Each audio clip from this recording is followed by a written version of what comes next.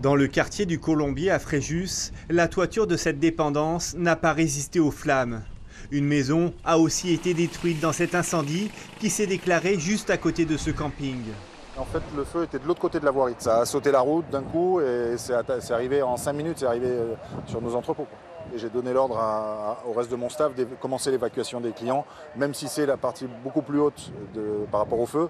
Mais je pense que c'était important de le faire assez vite. Ouais. Plus de 600 personnes ont été mises en sécurité. Bonjour, qui veut de l'eau? C'est bon, vous avez tout ce qu'il faut? On va rentrer d'ici 30 minutes. Le feu a été retenu, donc c'est parfait, tout est sous contrôle. En fait, on est arrivé donc de Belgique, on est arrivé au camping à 10h40 et le feu a commencé à prendre. Donc on a dû laisser la voiture dans le camping, la monter au plus haut et pas décharger les bagages. On ne pouvait pas sortir du camping avec la voiture.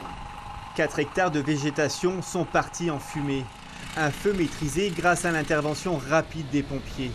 Sur leur écran de contrôle au centre opérationnel du MUI, ils suivent l'évolution de la situation et prennent des décisions en conséquence. Alors là, c'est un feu périurbain, donc c'est un truc embêtant parce que c'est pas loin des maisons, mais c'est quelque chose qu'on va juguler. Là, il y a une stratégie française qui est priorité aux feux naissants, donc ça veut dire qu'on essaye de préserver et le fait d'avoir que peu de feux en même temps. C'est pour ça qu'on va tout de suite sur les feux naissants pour les stopper très vite.